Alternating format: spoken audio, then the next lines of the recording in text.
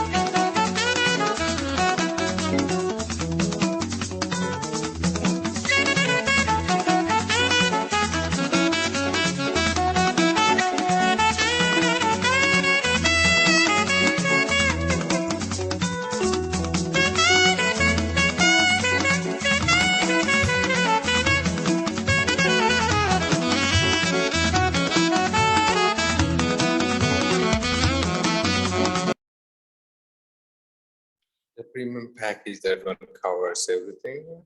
That one covers. That one covers the damages, right? Yeah, it gets anything happening to the cat.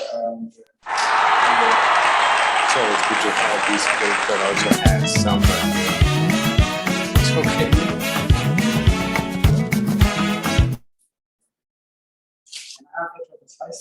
Yeah.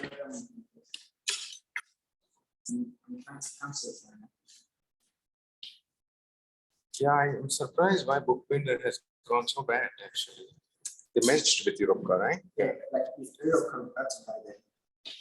They were struggling. Yeah. You said that. It was clear when you're giving a car for 20 euros a day, you're bound to bankruptcy.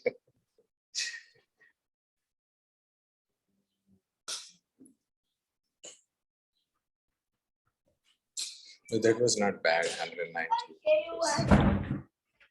I love baskets. When people speak of my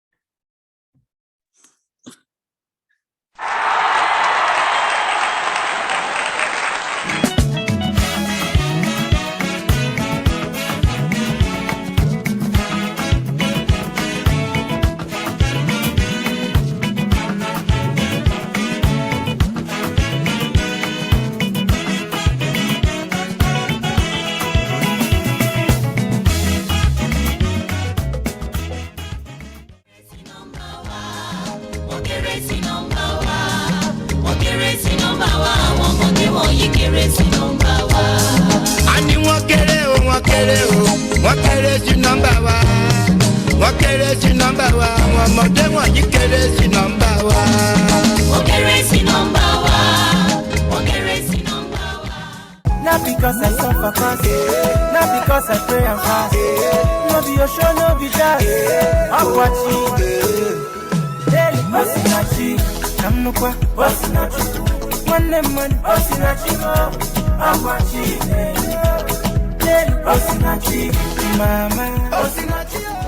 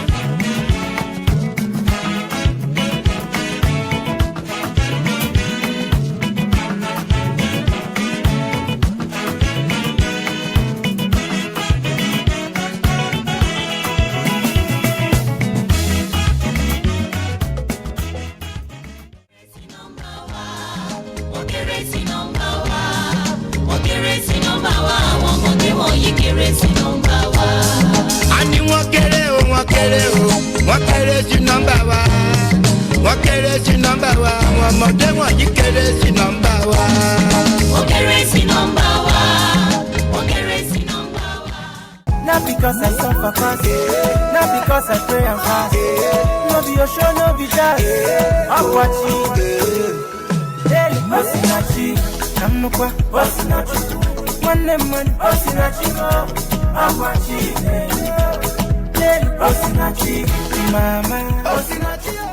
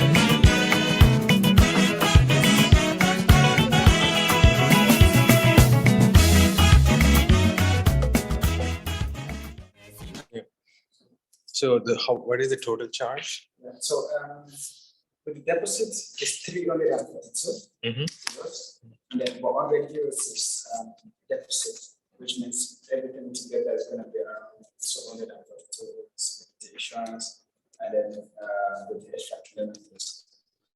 Okay. Good.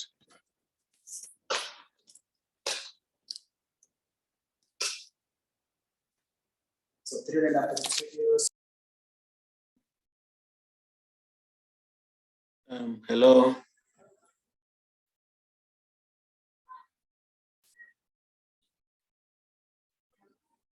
Can you end the screen sharing? All right, thank you.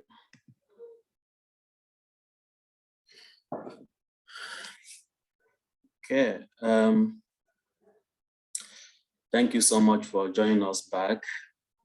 I don't know if we should give a minute or two. We have, or should we just? Okay, I'm joining in a minute. Yeah. Okay, then let's leave a minute or so. We have just one person in the audience. Just a minute or two, please.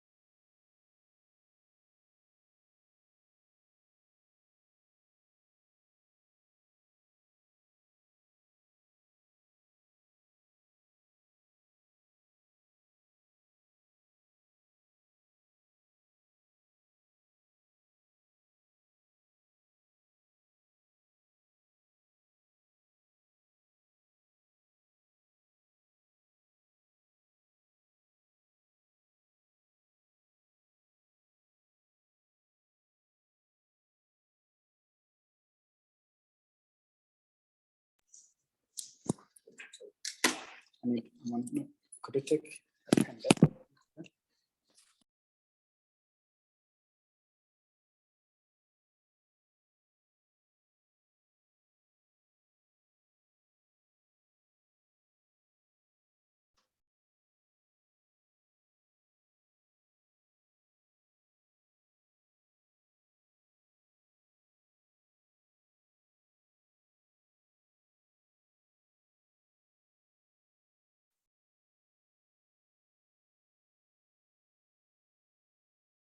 Okay, I think we have to start.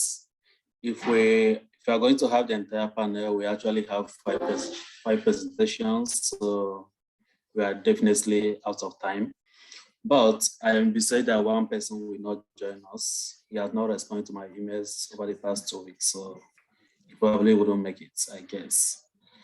In that case, we might have 4 presentations, but my recommendation is that we take 12 minutes each, so that if he comes in, he has a space, if he doesn't, we needed more time during the first panel to really have discussions. So we are not going to lose either ways by conserving time.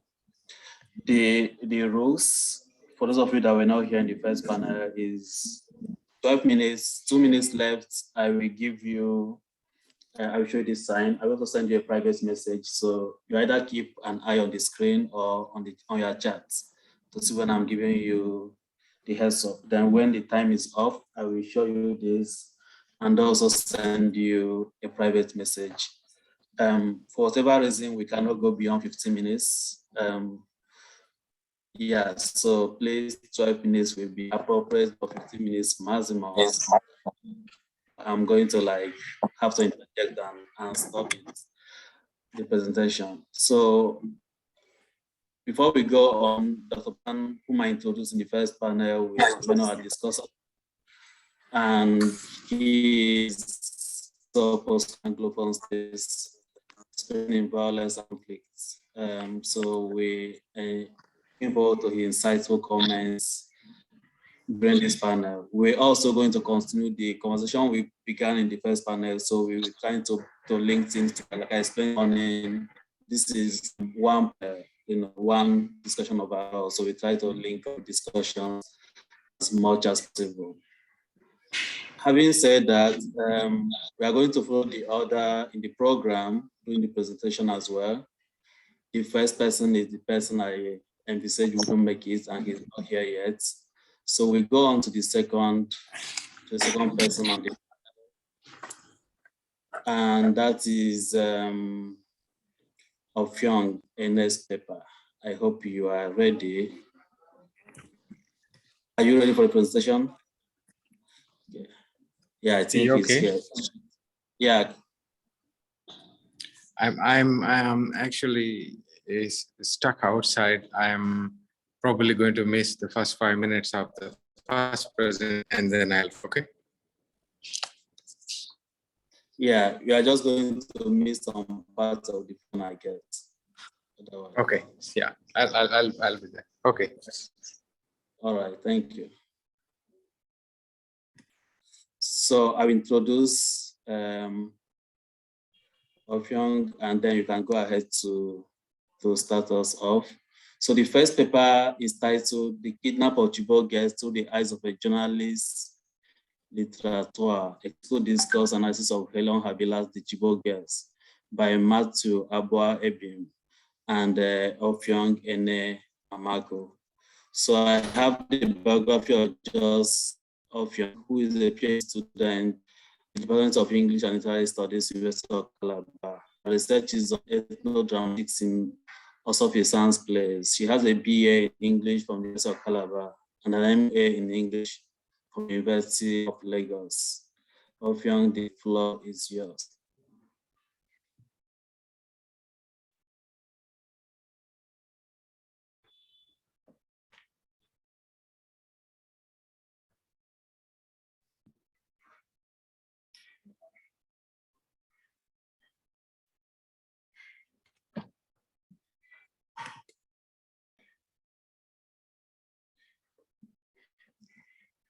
Ayodele, Oluwaseun Ayodele, please get ready. Just in case her network issue persists, we might have to start with you to give her time to get her network in order.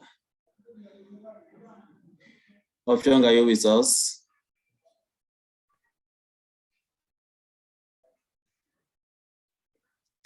Okay, let's start with Oluwaseun, like I said, and hopefully we give. Okay, are you ready? Yes, hello, I'm ready. Okay. Go ahead, the floor is yours. All right. Hello, 12 everyone. minutes max, please, 12 minutes. Okay.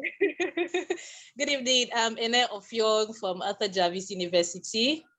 All right, and my discourse this evening is on Helen Habila's The Chibok Girls, or in light of the Boko Haram menace here in the northern parts of Nigeria. And so our paper is entitled The Kidnap of the Chibok Girls Through the Eyes of a Journalistic Literature. And Helen Habila, all right, is a well-known Nigerian writer.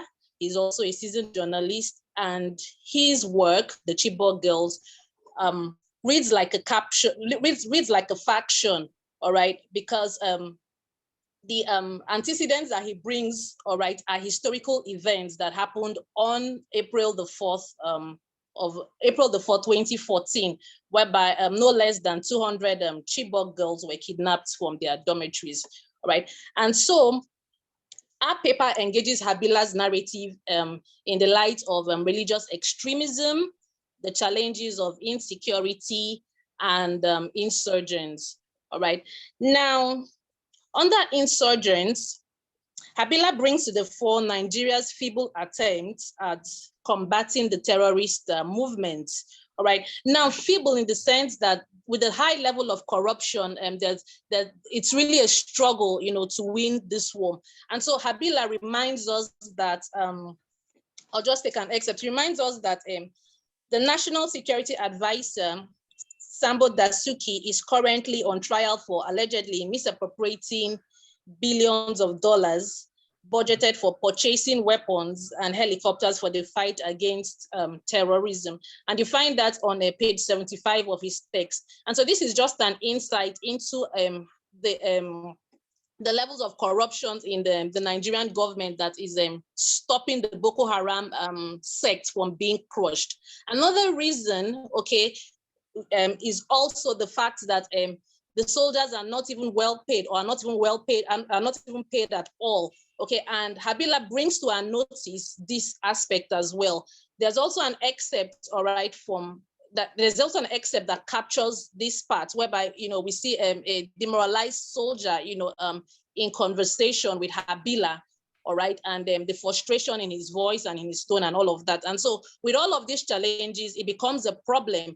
And there's this spike in the terrorism, there's this spike in violence and needless deaths and tragedies, all right? And so we find out that in Chibok girls, there is a whole lot of tragic stories that Helen Habila covers. And the most interesting part about this is that Helen Habila uses the interview mode, all right, which is full of dialogues or conversations with the victims of these events, particularly the three Chibok girls who were rescued. All right, we have we have Ladi, we have Hawa, and we have Juliana. Now, these three Chibok girls were interviewed by Habila, and this gives us an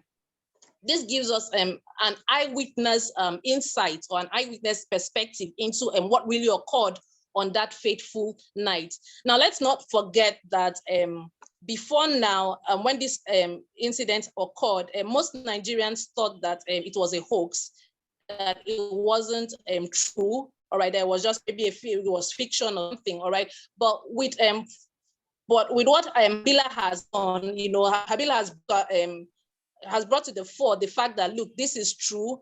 Girls were actually kidnapped. All right, and we also get to hear from Hawa, Ladi, and Juliana, their experiences and how they escaped. Now, not only does Habila do this, Habila also takes us into the lives of victims, or the lives of parents, who are still awaiting their daughters, to come back home. And so he also talks about, the psychological effects that this trauma has on them. Most of them have died, all right. Most of them too have developed health conditions, all right, that that has really made their lives really made their lives miserable, all right. So this is what the Chibok girls is all about, and our focus basically was on like I said, religious extremism, the challenges of insecurity and insurgents, alongside the big picture of the escape of these three girls that Habila interviewed. So in all,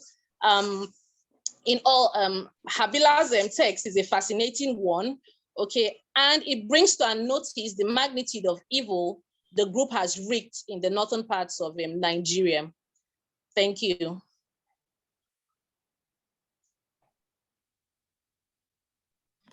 All right, thank you so much, and for also giving us the precious time that we really need. So thank you. Oluwaseun is next. We take the questions together at the end, the comments and the questions. And his paper is titled Bearing Witness to Post-Colonial Trauma Identities in Boko Haram Novels. He is a digital entrepreneur, professional SEO content writer, and team leader of Test.web technology. He's a graduate of English Studies from Adekunle Ajasin University and holds a master's in English from the University of Ibadan. His research interests span across literature and conflict, post-colonial trauma in African literature, and diaspora literature. The floor is yours, sir.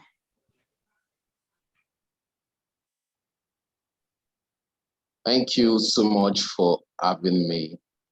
My name is Kolade Oluwaseun Ayodele, and I'll be presenting the topic Bearing Witness to Post-Colonial Trauma Identities in Boko Haram Novels. Introduction.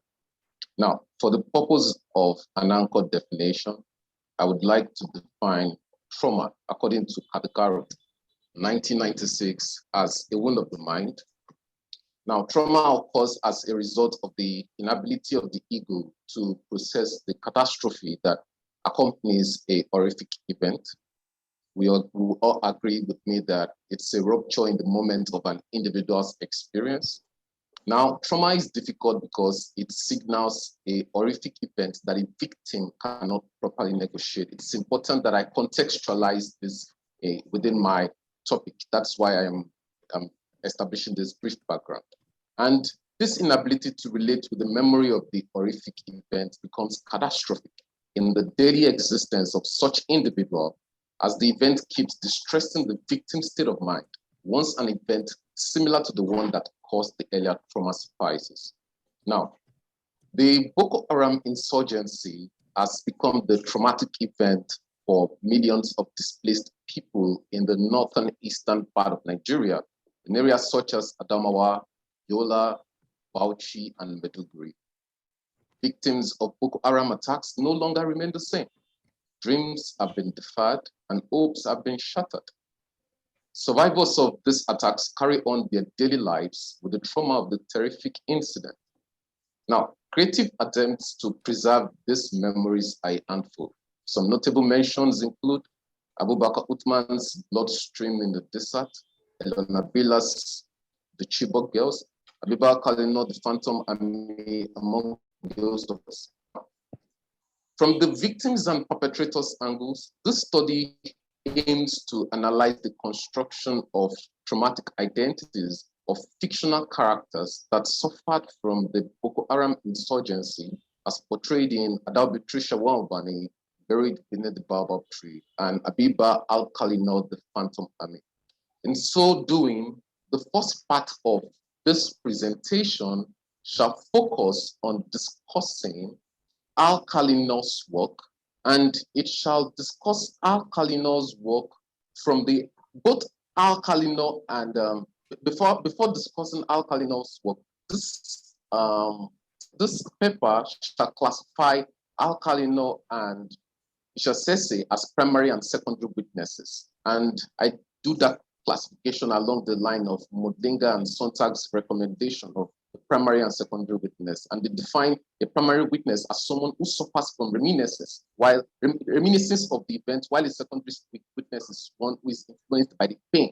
So for this purpose, Al-Khalino, a northern writer who grew up in Maiduguri, the original site of the violence, is considered a primary witness because her fiction was directly influenced by what she witnessed while she was working during the violence. On the other hand, Walbani, an Igbo writer not directly affected by the incident, is considered a secondary witness because a fictional narrative was influenced by a personal research. Now, this paper interrogates how factors such as corruption, inept leadership, and ideology shape the construction of perpetrators' identity in carrying out acts of violence in Al-Khalino's The Phantom Army, and in Walbani, Buried Beneath the Baobab Tree. The paper analyzes the victims' coping defense strategies of dissociation, sublimation, repression, and denial deployed in relating with the perpetrators during the period before and after violation. Now, the presentation would also identify stylistic mechanisms developed by both writers in their work. Now, I will start with an analysis of Walbani's work. Now, I would capture this discussion, how does fiction illuminate the post-colonial trauma experiences of the girls in Beneath the Tamarind Tree? Now, for an event of such colossal magnitude, it is almost impossible to explicitly account for the girls' experiences in captivity without the use of fictional tools in illuminating and visualizing those experiences. Sese accounts for grants the themes of hopelessness, stigmatization, negligence, and fear. Although Sese would have loved the story to be relatable to any growing African girl or woman, we must not obscure the experiences of the Chibok girls under a global theme of women's oppression. Now, it's a unique situation that has its peculiarities. That's from the angle of Sese. Now, it's important for us to understand, as a secondary witness, Sese claims to relate with the Chibok girl's story from the vantage point of the benevolence of Providence. Through empathic unsettlement, she acknowledges that she could have been in the same condition as the girls, But for a mother's intentional effort about her intellectual progress in a male-dominated world, she's able to navigate any situation that may warrant her to be in the Chibok girl's condition. What I'm trying to say here is that these writers, they have their privileged backgrounds. They are from privileged backgrounds. So, but they are able to relate with this incident, with this traumatic incident as a secondary witness, because they understand that they have the privilege of being educated. If they were not educated, they probably would be in that particular condition. So that's the point I'm trying to establish on the part of a writer such as Sese. Now, coming to Wawbani. Wawbani, who is also a secondary secondary witness, she engages the narrative from a unique perspective. We all know about our use of a narrator that she does not give, a main narrator that she does not give a stable name, a stable reference. I find it's a very, very problematic, it's a very, very technical strategy, because the insurgents, they gave her a name, and from the name we have in the text, we have our father calling her my daughter, and the insurgents calling her Salamatu. So she does not have a particular stable name. And I argue that this ability or this strategy of not giving the girl a specific name is a way of not monopolizing a story. It's a way of not making it's a way of not just pinning the story around one girl. Unlike all other narratives that traces the experiences of these girls from a unique perspective, or from the perspective of one girl that is easily recognizable and that we can easily configure, you have a character that has multiple identities. So it tells us that, okay, Salamatu is not just the story of Salamatu is not just about it's not just about the girls, it's not just about the abducted girls, but so many other girls that live in northern Nigeria that are actually prone to what they suffered. Now, I'm because of time, I may not be able to go through some of my analysis here, so I would quickly round up my discussion. I will rapidly summarize my argument.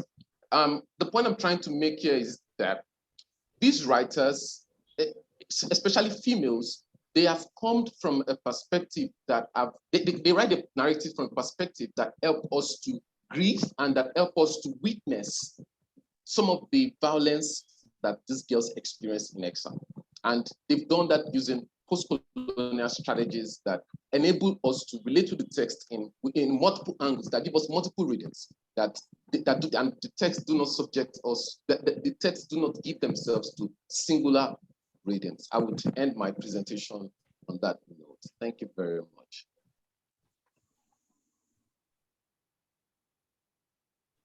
Yeah, thank you so much. We are good on time. So going over to the third presentation, the next presentation is by Dr. Ajibola Okoyemi, titled The Trauma Continuum, Narrating Descent, Deprivation and Desecration in Tracy Amubani's Buried Beneath the Baobab Tree. And Dr. Okoyemi, newly minted from the Department of English, University of Ibadan.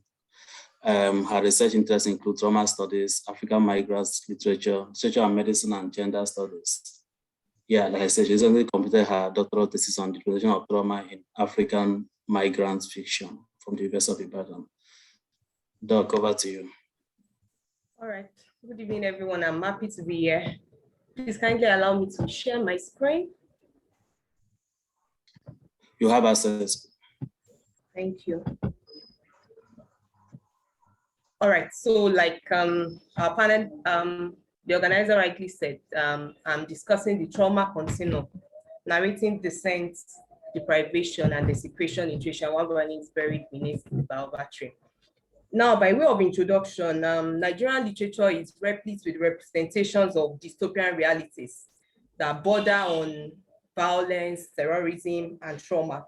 And in fact, we can say that contemporary Nigerian literature has largely emerged in the crucible of trauma. The nation and the continent at large not having lacked traumatic events, from wars to coups to counter coups to insurgency and environmental degradation. So in a way, we can say that Nigerian literature is familiar with the traumatic. Now, a number of literary texts attempt to represent the traumatic imprints of Boko Haram insurgency in northern Nigeria. Then examples include, I think that's the most popular of them, Born on a Tuesday by Nathan John. We have the one I'm treating, Buried Beneath the Baobab Tree. We have Stolen Girls, Chibok Girls, A Gift from Darkness, and then Boko Haram by Yas Nije. Why did I choose this text? I chose this particular text because it focalizes the voice of a female witness. Okay, so it was selected to explore the narrative's recreation of young adults' experiences of descent, deprivation, and the desecration of their bodies occasioned by the Boko Haram insurgency. I chose the text to foreground the writer's perspective on the causes and the consequences of Boko Haram insurgency, with a view to underscoring the novel's contribution to a nuanced understanding of insurgency as a complex and multidimensional reality. And then I do a close reading of the text using Steve Crabb's conception of post-colonial theory, which largely departs from the traditional trauma theory. Now, to the analysis of the text. The narrative tells the story of a teenage girl, who is simply known by what her parents affectionately call her, that's Yatta. Now, Yatta is privileged to attend a school, even though her parents are very poor. And then we see that she has this dream of attending the government school, having won the Borno State government scholarship. But this dream is cut short when Boko Haram men come to her village, kill her father, and then adopt her alongside her friend and her younger brother. Now, in writing this text, Nwabanu strives to focalize the plight of the average dweller in northern Nigeria. Okay, the text is dedicated to girls in hope that they may know brighter times than this. This novelist employs her craft to fight against the reduction of the plight of real people to just numbers. Okay, as a novelist, she sides with the people against the social forces and the classes that seek to enslave the people to trivialize their traumatic experiences. Still analyzing the text, we see that in this text, the narrator draws attention to the character's experiences of psychological trauma as well as insidious traumas. So in this text, the trauma is not just occasioned by one event, okay? So there is the trauma occasioned by the experience of Boko Haram insurgency, but there are the insidious traumas occasioned by living in colony. What Janet Roma referred to the tragedies that have plagued the African post-colony, diverse instabilities, tribal tribulations, fluctuations, ruptures of all sorts. So in this text, trauma is not arising from a single one-off events. We see psychological trauma as well as insidious trauma. Okay, and from this text, we see that I argue that in this text, there's a trauma continuum which begins with deprivation. So at the root of insurgency, as represented in this text, is deprivation. Okay, and diverse scholars have shown that deprivation is a sure ground for radicalization. In Nigeria, more and more people are poorer every day. And so studies have shown that major uprisings and insurgencies in Nigerian recent history have their roots in abject poverty. Okay, we see how that Yatta's world is conditioned by poverty. They sleep on a mat, they live in a rat-infested place. She cannot afford a pad, a sanitary towel, because each pad costs 4 loaves of bread. So at the root of insurgency in this text is deprivation, abject poverty of body, soul, and spirit. And what are the fruits of insurgency? In this text, we see that there is the collective traumatization occasioned by Boko Haram insurgency. And we see how that teenagers, young adults are the chief victims. The protagonist, like many young victims, many of the young characters, is turned away from the life she had always known. At the beginning of the novel, in a crafty way, the novelist ensures that we're introduced to Yatta's dreams. And now these dreams are called big dreams, but in reality, they are not big dreams. She has not dreamt of going to the moon. She just wants to study. But even this little dream is cut short by the Boko Haram men.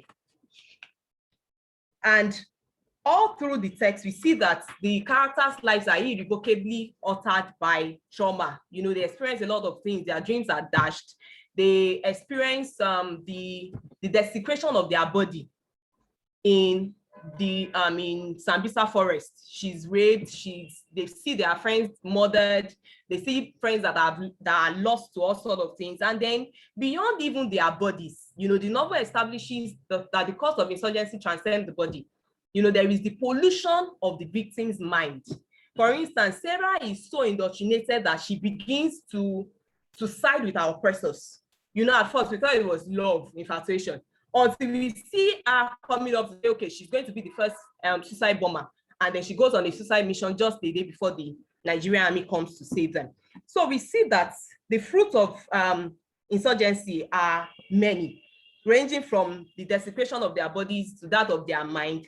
And then even at the end of the novel, we see that their future is uncertain. Okay, so even though they are being rescued, we see that Yatta is still scared that her husband will come and locate her. The reality of the aftermath of insurgency in northeastern Nigeria is immediate, traumatizing, leather, and continuing. Of course, in truth, the causes of insurgency are multifactorial. However, deprivation of the spirit, soul, and body is especially at the root of it, as this novelist points out. Okay, so I argue that in this text reveals the representation of violence and insurgency as constituting a trauma continuum that starts with deprivation, graduates gradually through descent onto desecration. Okay, in the novel, poverty occupies a large room, okay, because the actors also, they are never free of worries.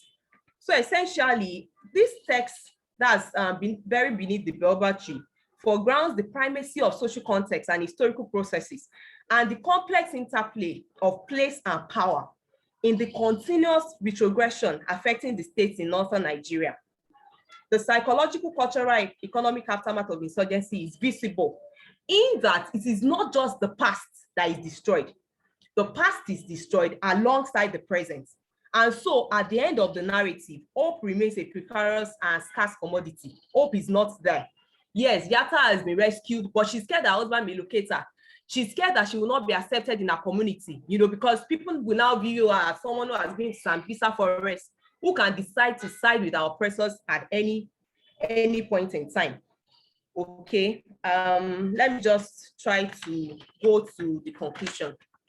Now, by way of concluding, Nwabani's Buried Beneath the Baobab Tree skillfully merges the fictional and the factional, okay, in order to create imaginative resistance against the circumstances, institutions, and systems that allow for the perpetration of the trauma continuum. Nwabani then is a writer, underscoring the possibility of representing the unrepresentable and bearing witness to the unspeakable in a bid to lift the barriers of denial and repression and to allow for the evocative stories to activate subjectivity and compel emotional responses. Now, in crafting this text, Nwabani opposed the unique relationship between the word and the wound, whereby the word indeed helps to rid the wound in his ethical commitment to redemption, renewal, and recovery. In this novel, Nwabani underscores the multifactorial underlay of trauma that plagues northeastern Nigeria. Such trauma that is fiercely collective and continuous, and one that has become the pompous hegemony that ominously colors the everyday experience of an average dweller in northern Nigeria. In conclusion, the novel presents a testament to the destructive consequences of insurgency, the persistence of the traumatic aftermath, and an enduring call to action, political, intellectual, and even spiritual. Thanks for listening. All right, thank you so much again for doing so wonderful with time. Going over to the final presentation. Our final presentation today is coming from Best Weeks, titled Comfort Through Companionship, Female Survival and Empowerment in All the Names They Use for God. And Bessie currently works full-time as an English teacher and CCP instructor at Brand Career Center in Southwestern Ohio. She's also an adjunct professor at the University of Cincinnati and Southern States Community College. Basically graduated in 2015 from Ohio Dominican University with an MA in English. She's in the process of earning her PhD in literature and criticism from Indiana University of Pennsylvania. Her scholarly interests include studying women's literature through a feminist theoretical approach, as well as studying early 20th century American literature and 17th century British Gothic writers such as Anne Radcliffe and Mary Shelley. Thank you, Bessie, and the floor is yours. Thank you. Good evening. First, I want to say thank you to the organizers of this conference for accepting my proposal and allowing me to share my thoughts on Boko Haram in literature. It is an honor to be part of this prestigious conference. I want to preface my presentation by stating that I am a graduate student entering the conversation very early in my research. This essay is the beginning of my inquiry into the topic of terrorism in women, unlike so many of you who have dedicated so much time and effort into these studies. So I'm going to read you a little portion of my paper over a postmodern novel by Anjali Sachdeva. It is called Comfort Through Companionship, Female Survival and Empowerment, and All the Names They Use for God. Terrorist organizations have instilled fear and angst across the globe for many decades. However, their violence and brutality against men and women and children has not gone unnoticed. Through the use of media, nonfiction, and literature, images and voices of victims are unveiled to the population, creating an intrinsic need to combat terrorism. The Nigerian terrorist organization Boko Haram has callously murdered citizens of Nigeria due to political, social, and religious opposition. A weak political structure has created an insurgency of the terrorist group in Nigeria and has continued to grow over the last 2 decades, creating an abundance of scholarly work on the topic. History scholar Zachary Eltham of the International Institute for Counterterrorism has written an article that discusses the rise, success, and continued efficacy of the insurgency of Boko Haram in Nigeria. He documented early history of Nigeria, as well as the political, religious, and social unrest that the country has experienced since the end of colonial rule, which helped spawn the origination of Boko Haram. He claims that frustration by northern Nigerians about political infrastructure, poverty, and corruption has allowed Boko Haram to flourish under a fractured political system. Because of the insurgency of Boko Haram and the extreme violence and cruelty instilled upon innocent victims in Nigeria, authors, filmmakers, and scholars have been documenting and discussing these horrors that are occurring in Africa. The story I will be analyzing in regards to this topic is titled All the Names They Used for God and is written by Anjali Sachdeva. Sachdeva is a graduate of the Iowa Writers Workshop and has taught writing at several universities, including her current employment at the University of Pittsburgh. Her novel has won many awards, including being named a Best Book of 2018 by NPR.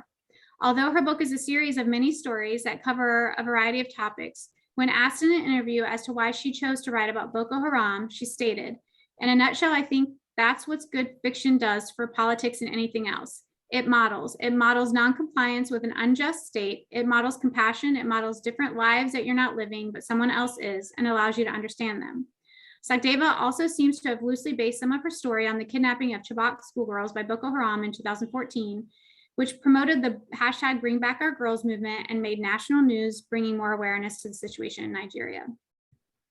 Boko Haram, a jihadist insurgency, violates human rights through acts of terrorism that instill fear into the people living in Nigeria, especially women. Literature, film, and media have begun to recognize these injustices through their fictional portrayals and non-fictional stories to raise awareness about the inhumane and animalistic behaviors associated with Boko Haram.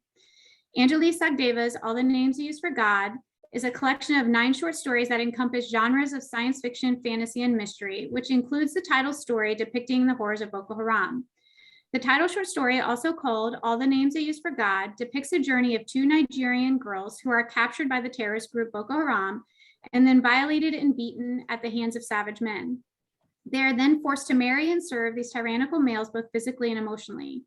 These 2 young girls, Promise and Abike, experience years of oppression and cruelty at the hands of abusive males in Boko Haram. Yet through the use of magical powers or witchcraft, they are able to reverse the roles of control and find a way out of the ascendant rules of their husbands. The story's timeline flashes back and forth from the past to the present to illustrate how the cruelty that these young girls faced propelled them into a friendship that challenged the dominance of their husbands. And what I'm analyzing is that in the short story, the brutality and viciousness towards females by hegemonic males compels the two main characters, Abike and Promise, to form a platonic relationship, female relationship, exemplifying a woman's desire for comfort and security through female companionship. Their intention is to eradicate historical patriarchal ideology to gain agency from these men.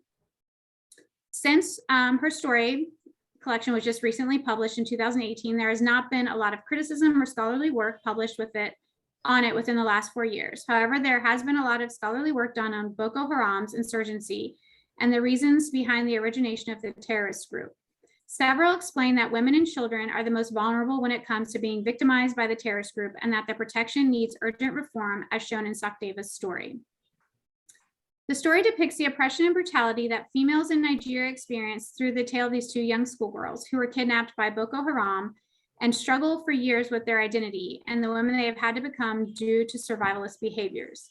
The narrator, Promise, and several other young girls are taken during a raid on their church, very similar to the kidnapping of the Chibok schoolgirls in 2014. In this story, the girls are forced to live in the woods with militant soldiers who kill and abuse the young women, especially when they were disobedient or unproductive.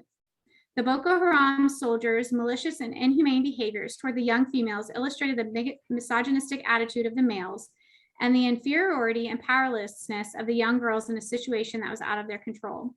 Through the use of violence and fear, the hegemonic males were able to repress the females and create intimidated, weak creatures that lacked the ability to protect themselves from this harsh treatment. Theorist Helen Sissou, a French female philosopher, wrote an essay titled "The Laugh of the Medusa," in which she delineates the past abusive and patriarchal treatment of women and encourages women to confront and defy this ideology, feministic action. She writes, "A woman without a dumb can't possibly be a fighter. She's reduced to being a servant of the militant male, his shadow. We must kill the false woman who is preventing the live one from breathing." Sissou's analysis of a woman without a body who's dumb and blind represents the young girls that Boko Haram have reduced to property through their use of terror and cruelty to assure that females will be obedient. Promise and the other girls became what Sissou describes as a female who becomes a servant to the combative male through the oppression instilled upon them by these men. However, Sissou advocates for these females to annihilate the perception of a woman and replace her with one who is full of life and liberation. As the story unfolds, Sissou's ideology becomes more representative in the lives of the young women and their own desire for emancipation from these males. During the time in camp, both of the girls witness and experience many horrors, such as sexual abuse, violence towards the women who are unable to protect themselves. She describes an occurrence that most females tried to put their effort in other things instead of focusing on the viciousness of the males. However, she does not ever forget the injustices and brutality that is instilled upon her. The females understood the immediate necessity for women to gain equality and liberation so that the physical, sexual, and mental abuse they experienced would cease to exist, or at least be acknowledged as unjust and immoral. This is shown through the experiences of the two narrators as they work towards gaining agency for themselves. During their time in the camp, they are eventually forced to marry men from Boko Haram. And one of the characters explains the sexual abuse that they experience. They are forced to become wives, and that sexually violates their bodies.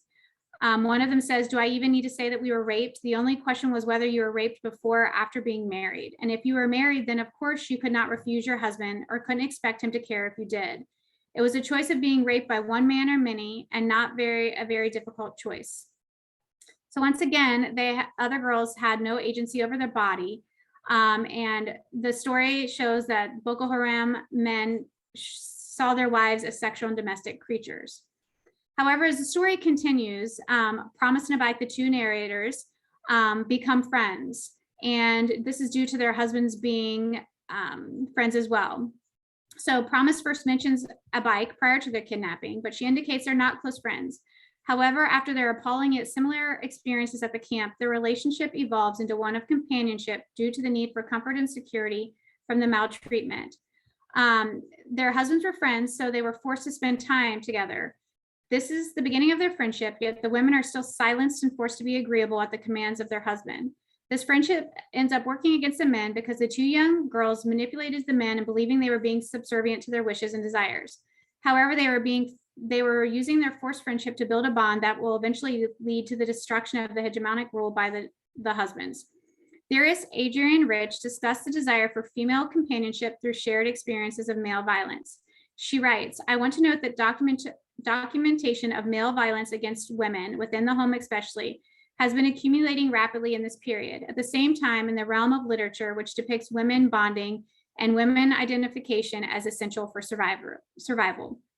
Rich's statement illustrates the bond that forms between Promise and a bike due to the need to survive the violence and abuse at the hands of the men in their lives. This male brutality and oppression are shared experiences between the two women, which creates a connection and a desire to challenge the cultural ideology of male domination. Not only were these women forced by their husbands to spend their time together, they also began to work together to overcome abuse and tyranny by their husbands through the use of magic. Bike was taught the practice by a village witch. The witch taught Bike how to use mental powers in order to reverse the power roles in her household and begin to control her husband.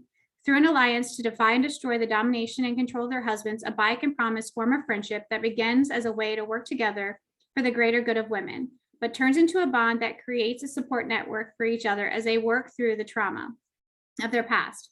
Promise and a Bike's companionship is bound by the ideology of breaking the confines of patriarchy by working together in order to destroy the practices of objectifying women to serve the man's needs and desires. Without a doubt, this supportive and comforting relationship between Promise and a Bike grew as the women spent more time together and realized the need for a loving and secure relationship. And that is all I have for my presentation. Thank you. Thank you so much. That was so nice.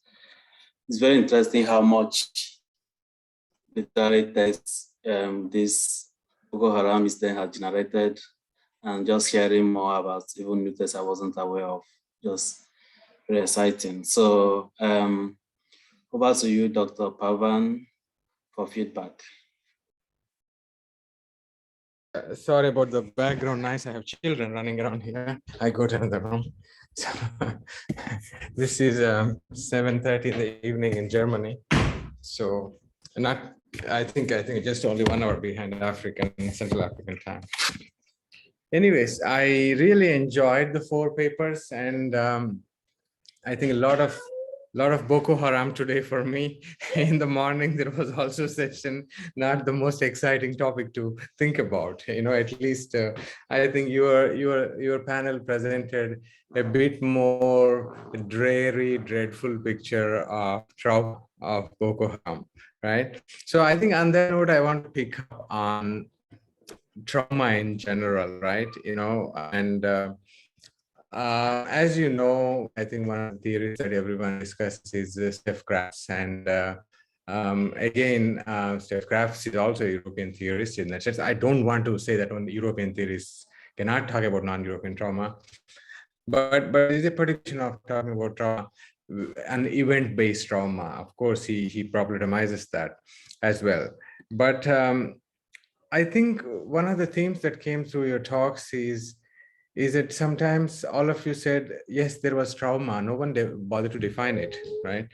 And what happens sometimes when we take such big, heavy baggage terms like trauma, fascism, the Holocaust, right? It keeps a lot of things off the hook, right? And you don't have to explain what exactly is trauma. Is trauma, in fact, mystifies and mythifies details of an event, right? We have to ask, how exactly were these girls traumatized? What did it mean, right? So in a sense, the trauma is a rupture in our normative sense of being in an emotional state, right? It is a state that is inarticulable, cannot be explained by the rational faculties. It goes beyond the existing templates of our emotional understanding, right? And I think when you are reading literary texts as scholars, we have the responsibility to lay that out, right? What are these moments of trauma in the novel, rather than saying that, oh, this is traumatic, these girls were traumatized. So what we are doing in some sense is we are mystifying it further, rather than laying bare those mysteries of trauma. I take one example. What can be traumatic is not always witnessing violence. But what sort of violence? In the Boko tree, I remember one example, from one evening, the girl gets the scholarship. I forgot the character's name. And the next thing is she's in the van with other girls, blindfolded, and facing the prospect of not ever being able to read a book, right? For her dreams to get a scholarship and study, to not being able to ever read a book, right? That is traumatic, right? That experience itself is traumatic. So these sort of examples, we have to dig them out, unravel from literature, and trying to say, okay, the girls were traumatized. And I kind of wanted to see more of those examples, right? Rather than freezing this inarticulability we have to lay bare, and literature gives that opportunity for us to record the details, the intricate details of these emotions, right?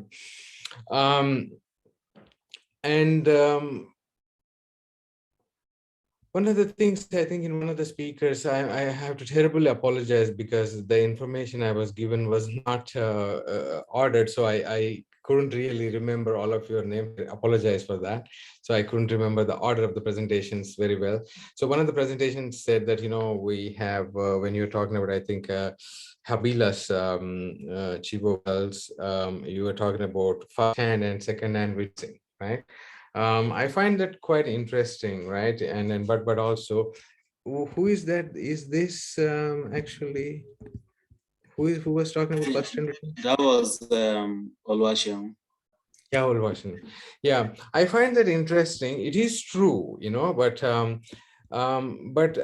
could we? But I wonder if we could ever say that there is actually the no hand representing first hand, second hand. Then what would be the most authentic representation of trauma would be the person who experienced, right? But there is no other way. If we want to discourse about trauma, have an understanding, because trauma is difficult to articulate, not just for the person who experiences, but also the person who is witnessing and the people who want to sit down, discuss, and understand it. It's very difficult to understand. In all levels, the impossibility of trauma is its inability to render itself into a possible meaning, right? So that's what binds all of us. Sometimes it doesn't mean that actually the truly traumatic people are those who are no longer alive. The truly traumatic person is the person just before death. He's the most traumatized person. Actually, the survivors are no longer traumatic, actually, right? So if you really want to understand trauma, we have to go and wake up the dead. How did you feel? Right? That's not going to happen. So what I'm going to say is that all subsequent representations of trauma are going to be secondhand, right? And there is, I do not buy the argument that only the person who experienced trauma can tell us the more authentic meaning of its trauma. I don't think it's possible. Sometimes the traumatized person cannot speak, is unable to understand, right? That's exactly what Gayatri Spivak puts in the argument. Can the subaltern speak, right? If the subaltern, she says that subalterns may be able to speak, but sometimes they cannot speak. Even if they speak, we sometimes don't have the language and the syntax to understand their speech as intellectuals, right?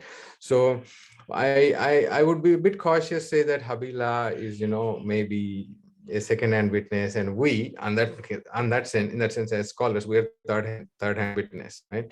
But it is not always important how authentic the kind of witnessing is. But what is important to me is that a particular kind of witnessing, when Habila went into a zone using his celebrity status, going into a zone, crossing a boundary that many journalists could not cross, with the drive to bring some matters that are hidden from the world into world's attention, that in itself is a political act, right? It doesn't matter who is doing, but Habila could risk, and he could bring certain matters into world's attention, right?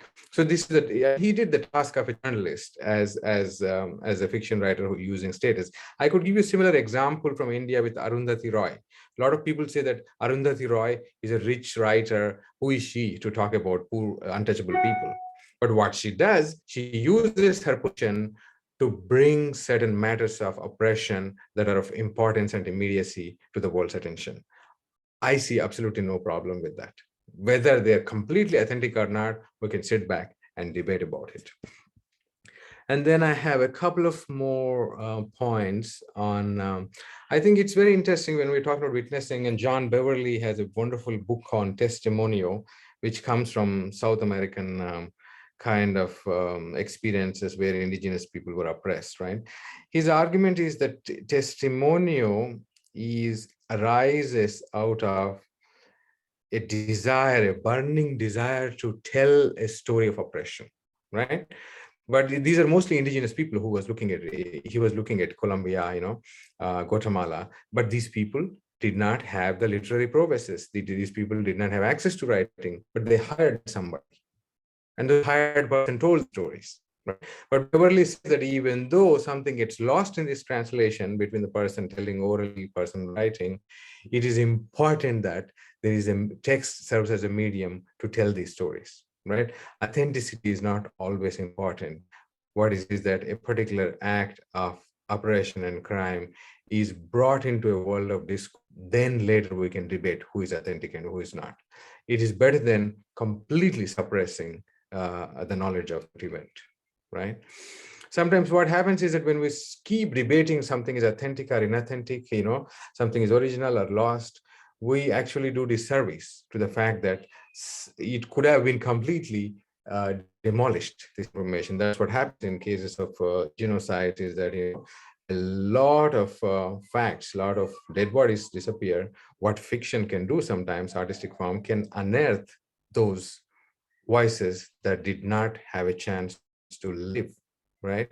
And fiction with its imaginative powers can enliven those facts that did not have a chance to live. So in that sense, fiction produces truths, but not necessarily facts, right? Even though journalism produces facts, they are not enough sometimes. You need fictional imagination to frame something around those facts and give us a discourse of understanding. So that in that sense, I urge you to read more nuanced way, like, can we get a factual representation? Can you get an accurate representation of trauma? I don't, that is a slightly, misleading way of looking at it. Let's get as many information from as many disciplines as possible. And there are these 47 girls whose bodies were never found. What can we talk about this girl? How can we talk about this girl with all the disciplinary knowledges at our disposal? I think as scholars, that is our responsibility, is to take all the disciplinary knowledges at our disposal and try to make an ethical and honest meaning out of that, especially when we talk about something so dreary and ethically problematic as Boko Haram violence. That's all I have to say. Back to you, Chijioke. Thank you so much for those insightful comments. Before I go on, I just want the audience, if you have any question, now is the right to putting them down in the chat. So I have a few questions before we go back to the panelists. I really wish that the participants are here because of how the conversations are, like, for example, we are going to more detail into trauma, for example, which we couldn't go in the morning, even though Ademola's paper was dealing with that concept, for example. So I envisaged then, of course, that his paper was going to intersect with Dr. Ajibola's paper, and I really wish he's here for that conversation. But having said that, I just want to say, like, now we have time. So let me tell one simple story to kind of illustrate the difficulty of using trauma as a big word. So the first time I did an international conference, presenting my paper on post-colonial trauma, was in South Africa on Reconciliation Conference in South Africa. And I was meant to present this paper in a closed-door master's pre-publication conference meant for Dr. Osuden, but I was a master's student. Actually, I wrote that paper in Dr. Pavan Maredi's class when I was at Frankfurt. So I eventually missed my flight to present that paper, but I heard that it was actually like God, if I should be very Nigerian, that saved me from not presenting in that conference, because the paper was read in my absence. And Katikarut was there, and she was very livid. She was very angry at my paper. And like, she wasn't hiding it. Everyone was like, lucky for you that you were not here. And what was her anger? She said that Steph Krabs has utterly misread her work. And she's angry that post-colonial scholars, in quotes, are reading Steph Krabs' misreading of her work without reading her work directly. So, and for her, the way I was using post-colonial trauma studies for her was just like scholarly laziness, and she couldn't have it anymore. She's actually releasing a new edition of Unbound Experience, in which she wants to put an afterword responding to Steph Krabs, but she keeps debating. Now I'm studying with her at Cornell, and she, sometimes she's like, I think I don't want to give her like, I don't want to give him benefit of the doubt because he's not even a serious scholar. Why I'm bringing this story up is that, this panel assumes that trauma is one thing, but even within trauma studies itself, the idea of trauma is very contentious. It's extremely problematic. For example, I gave another example in the morning, the idea of collective and individual trauma, which Dr. Jibola, mentioned a bit, is something that psychoanalytically bent scholar like Katikarut would never, succumb to, the idea of collective trauma, for example. But, I don't even know how my easiest way of theorizing collective trauma is through Kai Erickson's, idea, who is a sociologist. So the idea of trauma, I'm just like echoing Dr. Pavan's comments for us to spend a little bit more time in defining what trauma is. Coming back to Oluwaseun's presentation again, if we go within that paradigm of trauma as a concept, Katikarut's understanding of trauma would even, in a way, limit or make impossible the idea of witnessing, because she's coming from a very Freudian way of reading trauma, in which trauma came from the father's inability to witness the death of the son. The trauma is coming from, this is a father that was asleep, and during that sleep, he saw his son talking to him. His son was dead, to begin from that. And then in that trauma, in that pain of the death of the child, for Freud and then for Katikarut, that was not where the trauma was. It was not from the death of the child. It was because when the father went to sleep, he asked the person attending to the corpse to look after my son, let me have a little nap. And in that sleep, his son came to him and said, Father, look, I am burning. Father, look, I am burning. And he woke up from that sleep, went to the room and saw a candle burning toward the corpse. For Katikarut, as well as for Freud, the trauma happens at that moment where the father has had a missed encounter with the child. He encountered a son that he already lost in the dream and woke up to meet the son, and the son he met, the body on that corpse is not the son that he met in the dream. So Katikarut, like the entire book of the Unbound Experience, for example, if you read it, is the key word is missed encounter. And that's how Katikarut raised trauma in this father, or in the mother, the way she raised mother, like the mother that was going out for a war, and the child was crying because the child doesn't know if the father will come back. Missed encounter is all, how she raised trauma, for example, and not necessarily because you witnessed death or because you were killed, or even like Papa mentioned in the morning, terrorism might not have come from, using somebody dying, but terrorizing could as well mean scaring someone away, could be terrorizing. So where is trauma? I think I'm spending time on it because, we all, within post-colonial studies, are really struggling with how do we really post-colonize trauma to mean something for us. I see a problem with Steph Krabs, even theorizing of trauma, still very Western in that way. And we have not come to terms with how do we define trauma in a way that will work for us. So again, to relate this to Ajibola's comment as well, and I think Oluwaseun also mentioned that, is this idea of the trauma of the everyday is getting attention a bit, the mundane and the quotidian. Because what we see in Benedict Bobab 3 as well as other novels is that for those living in the northeast of Nigeria, Boko Haram was not for them, because it was not for them like unexpected. They easily align it with the everyday, they easily align it with where they saw this coming, you know, even in some of the basics reading, like even the patriarchy that is there, something they have grown up to expect, which was why it's very surprising. Adobe gave an interview where she just go into this complexity of rescuing girls that go back to their captors. How do we read those moments of them really feeling more secure? Because they are going back to their captor and saying, look, you guys are doing all this activism, bring back our girls, but we actually prefer life in there than life out here. Of course, it speaks to the post-colonial condition that Dr. Jibola spoke with, but also kind of an indictment going to basic presentation on, you know, the Western theme of feminism, the way Western understand like freedom, agency, and victimhood.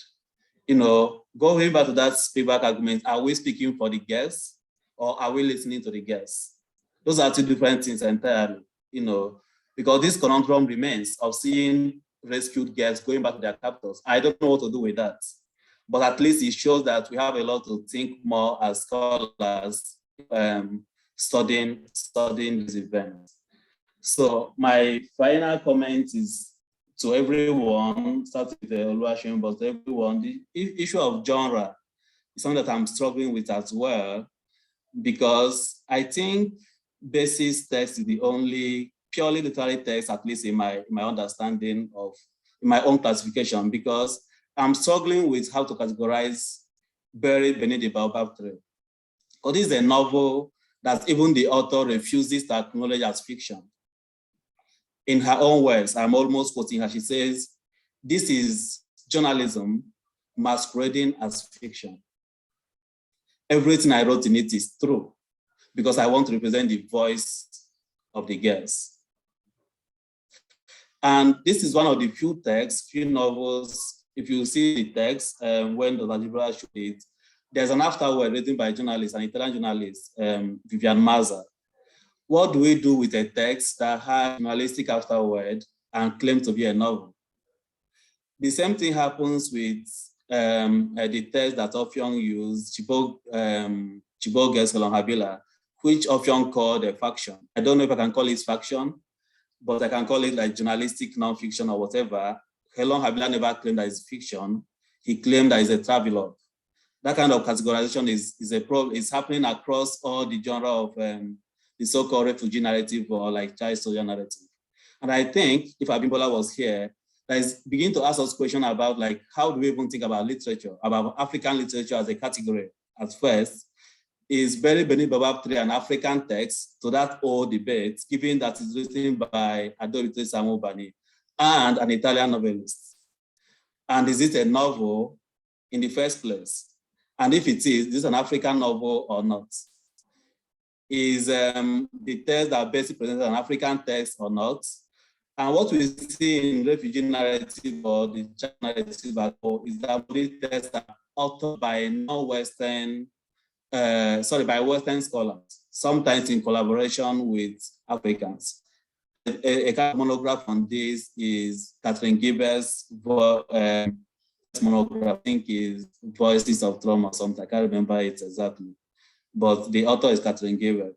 So I think it raises a kind of fundamental question on the genre, on what's called African literature or genre of literature as a whole. And this is not new. Like Pavan already mentioned, John Beverly's testimonial. It goes into that same question of like, how do we make sense of post-colonial Latin American texts when they are not necessarily, I don't know, I don't want to say they're not necessarily fiction because they are fiction, but they are fiction that still deals with, that still claims like they will be offended, like nobody will be offended if you read her text as purely novel, because for her, it takes away the kind of political work that she wants to do. And that is the same thing with many of the testimonials, to use Beverly's word.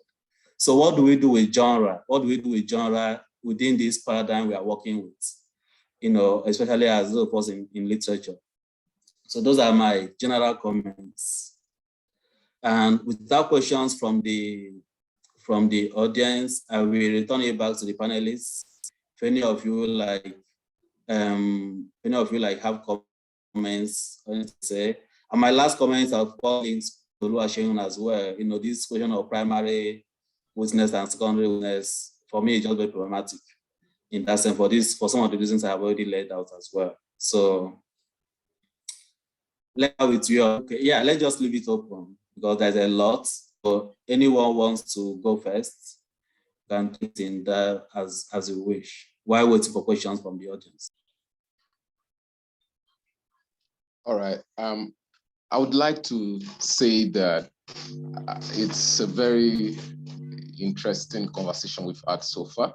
Now, due to the nature of the Boko Haram insurgency, I would want to say that it does not give itself to a specific genre. It's, you know, the moment, I personally, I think that the moment we begin to capture it, the moment we begin to categorize it, or the moment we begin to say that, okay, this kind of genre, you know, is where a particular kind of narrative that, you know, captures the unspeakable, because the idea of, the entire idea of, according to what you've said, the entire idea of trauma, according to Kadikaru, is that unspeakability, the idea of indeterminacy, that idea of there is no specific frame that we can pin down or that we can use to explain what the Boko Haram insurgency, you know, has caused.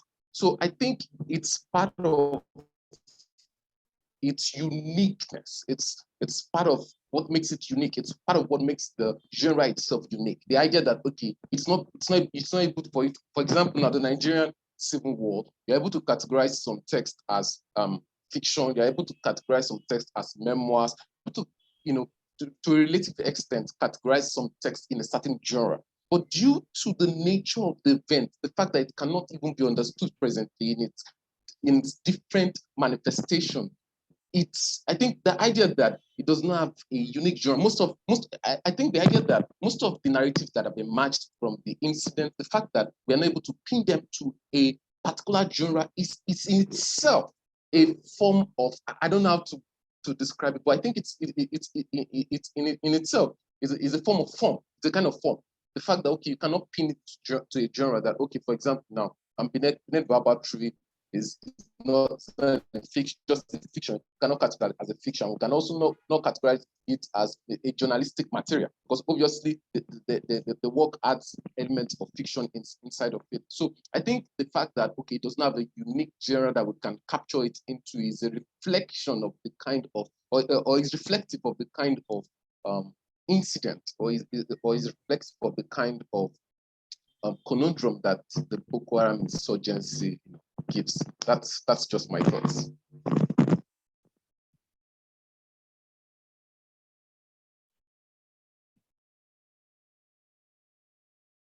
Doctor, please go ahead.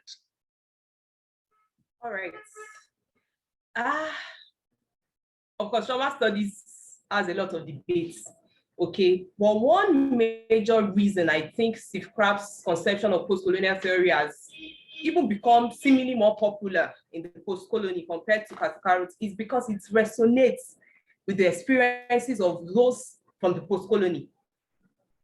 There is the truth of collective, ongoing, everyday forms of traumatizing violence, which Katikaru's theorizations don't cater for. And these are the realities that we find in this text. There are ruptures, there are instabilities, there are the ongoing events. You know, characters are not just traumatized by something happened and then I'm responding. Something happens, the character is traumatized. Something else happens, the character continues to be traumatized. For instance, at the end of this, beneath the baobab tree, there is no easy resolution. Violence, dissent, trauma isn't over for Yatta. There is this uncertainty. The future is uncertain. So it is a continuing form of traumatization. And Steve Kraft's theorization speaks to all of these experiences. So I think that is why he's quite popular with theorists in the post-colony. And because dominant trauma theory hardly foregrounds the place of social context, the historical processes that are different, because we have come to see that every pain is different. What is traumatic for someone may not traumatize another person. Okay, responses to trauma are different. Some will go ahead to develop PTSD, others will just show resilience. So I think, of course, yes, there is still a lot to be said about trauma studies, but post-colonial trauma theory is popular here, or popular in the post-colonial, because there are experiences that dominant trauma theory does not cater for. And these are realities that we find in cultural artifacts, in novels, in films, and what have you. And speaking about Boko Haram victims going back to their captors, there is what we call re-victimization. Or in this novel that I read, where Sarah Zainab decides to side with her captors, we see the effects of indoctrination. Our mind does not withstand indoctrination for so long. She easily succumbs. Unlike Yatta, who is able to still sift between what she's being told. Why will Allah say you should go and kill 4-year-olds? And then she says no one can question the will of Allah. So these novels just show the reality of the fruits of insurgency, how that it's a complex interwork of a lot of things. So that's what I just wanted to add.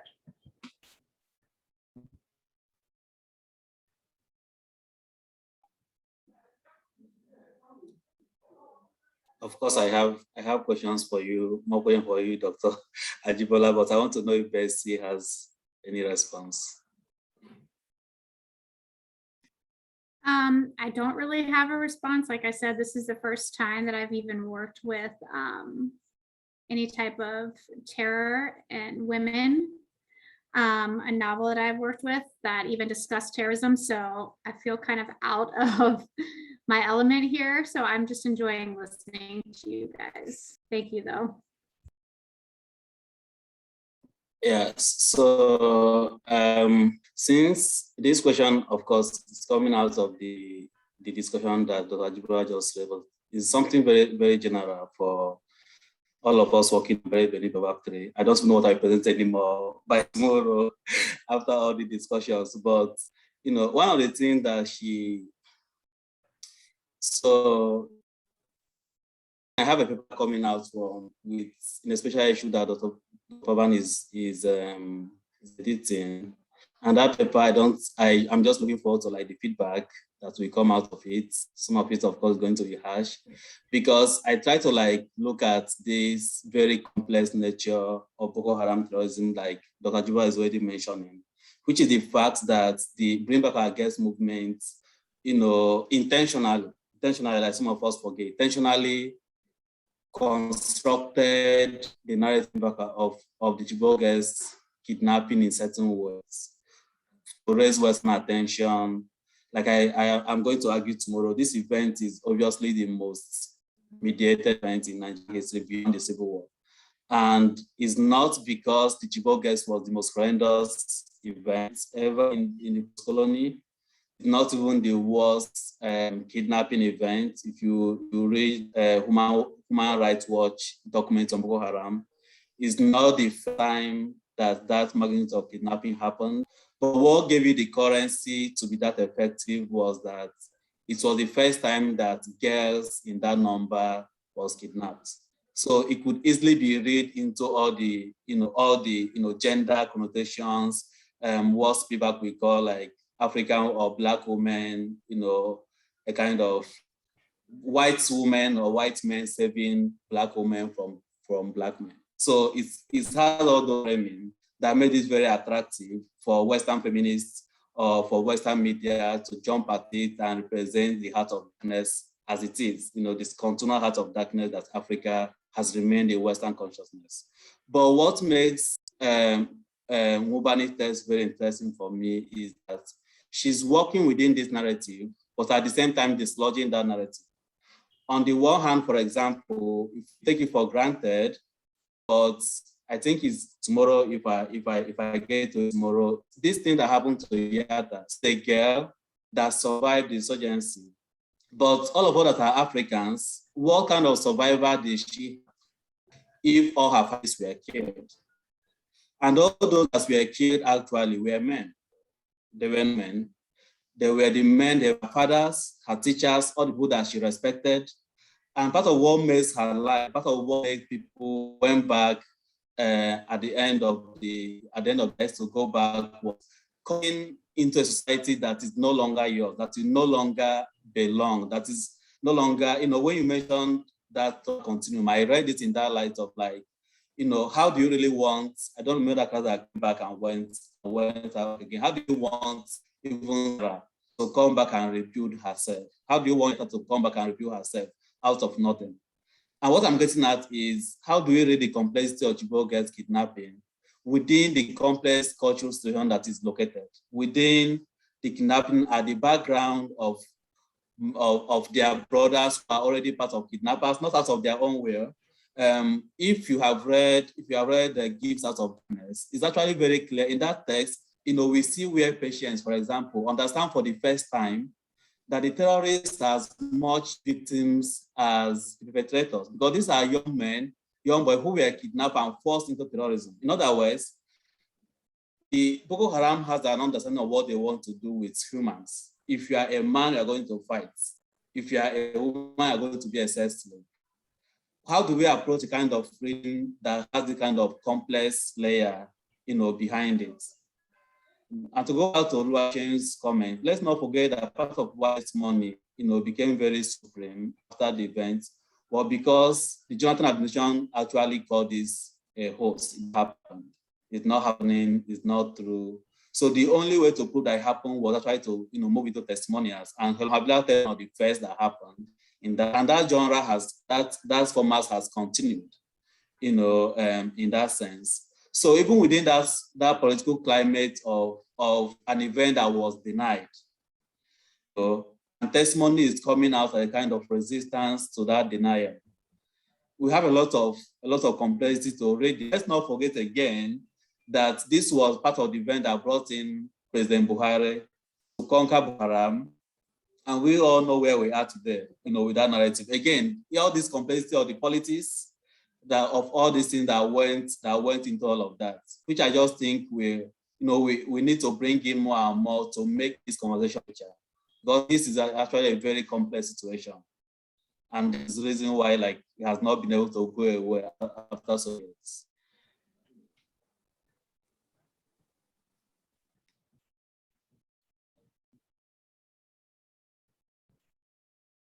Yeah, please go ahead. As you talked, I had something I had noted, but I didn't mention because I was mindful of time. On one of the slides, I wrote that just like in a war situation, where the bomb respects neither the native nor the immigrant, the casualties from the Boko Haram insurgency is everyone. The terror and the terrorists, the perpetrators and the victims, the Christians and Muslims. It's, as you spoke, I remember J.P. Clark's poem that he wrote in the aftermath of the Civil War, where he says the casualties are not only those who are dead, they are well out of it. The casualties are not only those who are dead, though they await death by installments. And then he lists out that everyone is a casualty. And then this is what we started in this. There is the Rijale husband who wishes he could take his new wife to go and see his mom. All of them are victims, perpetrator trauma seen in this text. It just goes to show that the casualties are many, even beyond those who we see as the real victims. All are casualties.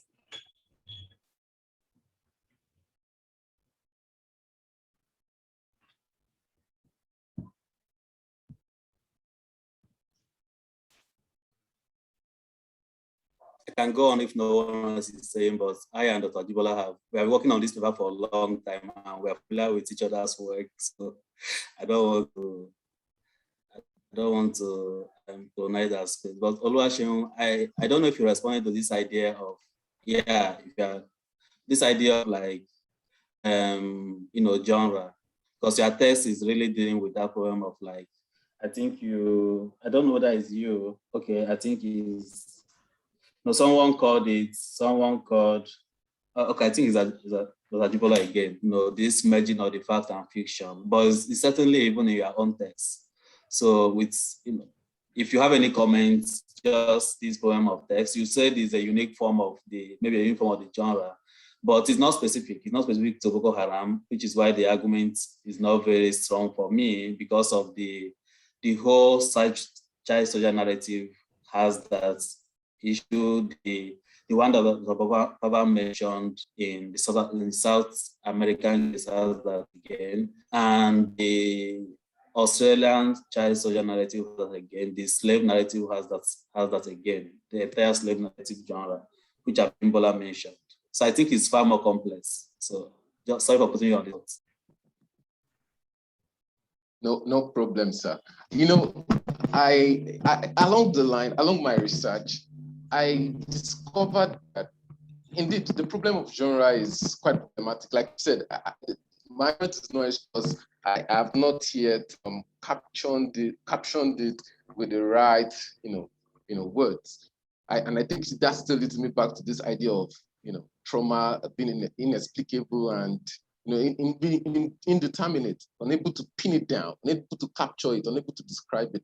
I myself, even any analyst, will be subjected into that same situation. But as you talk now, I remembered something. During the course of my research, I noticed that most of the texts I have stumbled upon were written by women. With exception of a few, both Westerners and non-Westerners. And if you look at the Boko Haram situation, in fact, women have been on the forefront. Think of that, Aisha Yusufu. Yeah, Aisha Yusufu. Think of Ezekiel, and think of including this woman from Brooklyn University. I've forgotten her name right now. She's a professor in political science in Brooklyn University. So the point I'm just trying to make is that I think, in a way, this incident affects women more. When you consider the context which it emerged, just as you rightly identified, the event accompanied a lot of denial, and that denial for most women, I think they gendered it. I don't know. Maybe they saw it as masculine. Maybe they saw it as a kind of masculine kind of silence, a renewed kind of masculine silence, and kind of masculine silence. So I think that explains the idea for why a lot of women. I mean, recently I was updating my research and I was amazed at the number of publications, even from Western scholars, especially that work with it, apart from CNN, the BBC, that came to Nigeria and then covered the event, and they wrote memoirs on this. So I think this is split for women. I'm currently working on a paper where I have to argue that just like in the Nigerian Civil War literature, where men championed the genre, because you have a lot of men writing about that genre. I think the Boko Haram incident within itself, I think that women may actually be championing whatever genre that is going to emerge as a result of this incident. I think women are actually in the forefront for it. So I think it's something to think about. Why is it that women interested in writing about the incident? Is it just because if you want to say it's about the women that are involved, or if it's because of the women that are suffering from it? You rightly pointed out that men, in fact, actually suffer more trauma from the incident. You have this alkali nurse, there's the Phantom Army. In the Phantom Army, you find, in fact, she specifically analyzes the effect of that war on the male characters. It's interesting, a female character analyzing the effect of the war on male characters. And you see characters such as Baka experiencing disillusionment along the line. And in fact, the central character that eventually is positioned as a traitor is portrayed as a victim, because victim of not just the Quran, so the incident, but in fact a victim of the society he finds himself. So it's a very, very interesting question. I think we should also engage and should also ask why are women interested in writing a book? Like you said, it's fiction and in other genres that I imagine they've served, because initially when the incident started, a lot of silencing, followed the incidents, but fiction and other form of narratives have stood up as testaments, have stood up as a form of resistance to that particular initial silence that the incidents, and that instance is very important, because, and I think everybody should be concerned. I read sometimes last year the amount that incidents has taken away from our economy, from the Nigerian economy, the amount that the money that have been spent so far in fighting that war, that war of terror. It's something that could have actually gone a long way if we were not engaged with the war. So I think we should ask ourselves, we should think about why more women are engaging the incidents and to what end it is. So those are some of the ideas in my head. And I'm sorry for my my presentation is quite disorganized. No, this is the place to think through the ideas. We are not here for perfect. I've been met with a lot of other stuff. Sorry. No, your presentation opened up a lot of discussion. That's how you should look at it. It's not, we're using your presentation to discuss some of the most important things about genre. So it's a compliment. So don't take it that way. Thank you very much, sir. Yeah, my final comment is let's remember that this Boko Haram happened also was preceded by, or something similar has happened in Uganda. There are Boko girls that were kidnapped. And I think some of the questions we are raising will be interesting if we study Chibok girls kidnapping in comparison with the Boko girls, which I think was 1997, 94, but that tells you how old the girl it is, which brought in the Kony 2012 controversy and all of that. Interestingly, that is a Christian fundamentalist and this is an Islamic fundamentalist. So there's a lot to compare if we want to go that route. And I also want to historicize, remember that we are saying more women being taking over this. Remember that for me, the history is important. I have a historical background because that history of women taking over the narrative began in 2014. After 2014, look at all the tests we are studying. They're after 2014. So that why should be accompanied with that. And the final thing for me is a disclaimer. I didn't say men are more traumatized. I think I don't scare violence. I don't scare the effects of it. For me, it's unethical and it goes out of the issue. But the question I raise for me is that, like you rightly said, in the Ugandan case, we see these boys who were forced to fight coming back as are they victims? What do we make of them? They killed so many people. They killed people all around. Are they victims when they were kidnapped by 12 years, or are they perpetrators because they killed? And this has been a very thorny issue within trauma studies as well, which Dr. Jiboa raised. This issue of perpetrator and victim will still remain even in Boko Haram case. We are not gotten there yet, but we need to ask those questions. For those boys we are saying are demons, we are saying are this and that, they were actually also kidnapped at a very young age to fight. So Boko Harams are not, they're also children. That is all I have to say. Many of them were recruited as young children and they joined the fight. So I don't know what we can make of that, but it's a very complex case. Thank you all. The final panel is tomorrow.